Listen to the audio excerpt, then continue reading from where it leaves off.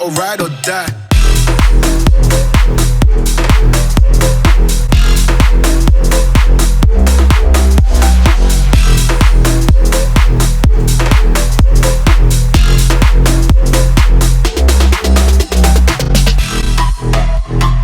What's up guys, welcome back to the channel. Today you join me from the driver's seat. We're in a 2007 Skoda Octavia VRS, a very budget friendly, larger hatch than the Golf GTI. This thing is huge, the boot is massive. Anyway, we're gonna get on, we're gonna enjoy this thing. It's, you know, touching 280 horsepower, but make sure you like this video, subscribe to the channel if you haven't, but onwards to the B-roads.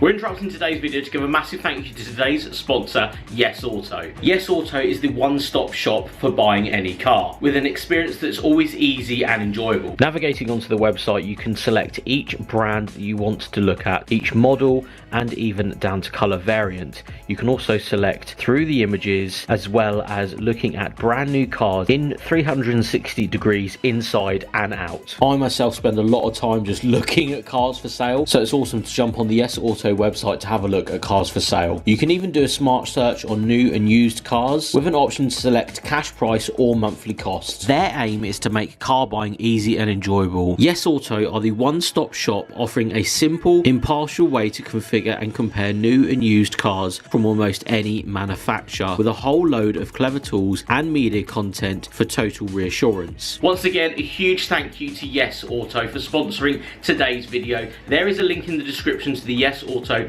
website. Thank you so much again to Yes Auto for sponsoring today's video, but let's get back to the action. So the Skoda Octavia VRS, a very budget friendly performance hatchback, or larger hatchback than the Golf. It's sort of in the middle of all of these German fast cars from this era. This was the Golf with a big boot. This was the Audi A3 equivalent in theory, because the A4, a little bit bigger than this car, I would say, that Skoda sort of came out with. It shares a lot of VW though. It has the TFSI 2-litre turbocharged engine up front, producing around 200 horsepower from the factory, same as a Mark V Golf GTI. This one though has a fettling of modifications, incredibly cheap modifications in theory, to how much you actually get out of this car. It's running around 280 horsepower. Unfortunately, I don't have a dyno figure and all that sort of stuff, but you know, with what's been done, it's got an air filter, it's got a Miltech exhaust system, it's got a decat, it's got a stage 1 remap. That should equate to around 280 brake horsepower on this platform. Driving the front wheels through this 6-speed manual transmission, the thing to talk about more than anything, and why I really wanted to take this out, is because the value for money in this car is hilarious, right? So these are, in my opinion, one of the best cars you can buy. Let's say sub £3,000 today. Second gear, all the way round. It definitely gets a move on this thing. Hugely impressive power, actually. Hugely impressive, considering this has only had a few things done to it. The exhaust system, although you can hear it now, you know, third gear, we come on round this corner and you hear a dump at the same time. Put it in 6th, completely silent. That's the best thing about Miltechs. And this has even got a decal on it, so that's really good going. But the reality of this car is the budget friendly side of owning a Skoda VRS is that you're not paying for a badge, an over-engineered interior. It is very, not basic in here, but it is slightly different, or at least slightly, I'm not going to say more plasticky, but you do see a difference from the dash. You know, say a Mark V GTI of the same sort of era has a slightly nicer interior, but if I'm honest, You would have to put them side by side to really notice any differences. I'm a Mark 5 Golf GTI fan, so I sort of see a difference.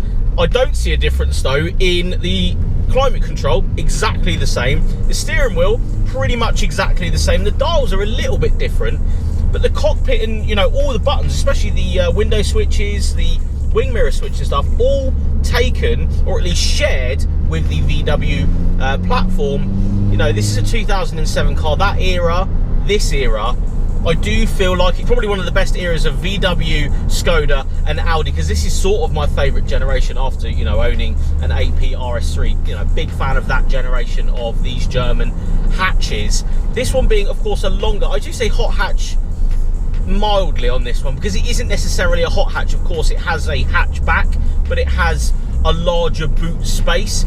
It's not a saloon now. I wouldn't say it's a saloon, but you can find that out in the comments. Let me know below what you think this actually is. But I think for the sake of £3,000 or even sub £3,000, you get diesel one of these, 1,500 quid with a bit of mileage on it. This one has just over 120,000 miles on it. It's bought around 80,000 miles. And the owner, I was chatting to him, Dan, who owns Faz Diecast Models, you should definitely go check him out. Fantastic array of cars that I really want to buy and I should buy models of instead of actually buying cars. He bought this 5 years ago, has done 40, nearly 50,000 miles in it, and not once has it gone wrong. The only thing that's gone wrong, and the thing I'm going to tell you guys, is the radio stayed on once and drained the battery. That's literally it. Apart from, you know, the consumables like tyres and brakes, this thing has been solid. It has been a daily driver for the past 5 years and over 50,000 miles. Say you're doing 10,000 miles a year. This thing has not gone wrong once.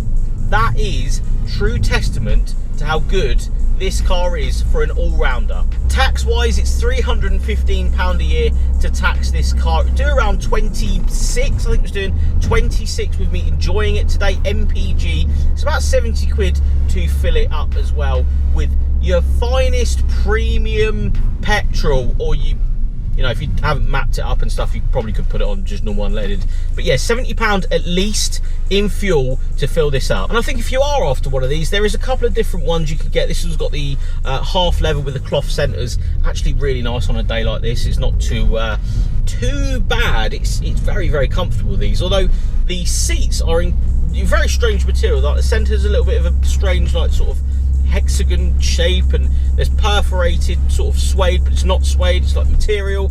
Very, very different materials that sometimes, you know, VW especially wouldn't probably use in their cars, and Audi wouldn't use in those cars.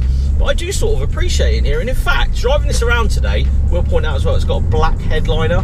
I know that's sort of something that you wouldn't usually point out in a video like this, but I always prefer a black interior, or at least black headliner, in a performance model. This is, you know, a VRS. It is a performance variant of the Octavia, and I do appreciate that they put that in, considering these are such good value for money. You do get such a good package with this car. It is powerful, it is reliable, it is going to do good MPG. It has got, we just put a child seat in the back boot of this thing. It swallowed it. It is absolutely massive. It will get a pram in very, very easily. It will sit 5 people incredibly comfortably. It's cheap, really cheap. And I don't like saying cheap, but it is the most budget friendly car for everybody out there that wants something fast, that wants something reliable, that wants something on the school run, that, you know, wants something that they can happily get in and enjoy and drive. This literally has it all for a fraction of the price of other cars. It's so impressive, this thing. Anyway, guys, I hope you like this ownership style video of this Skoda Octavia VRS. If you did like this video, please give it a thumbs up. Subscribe to the channel if you haven't, and I'll see you all on the next one.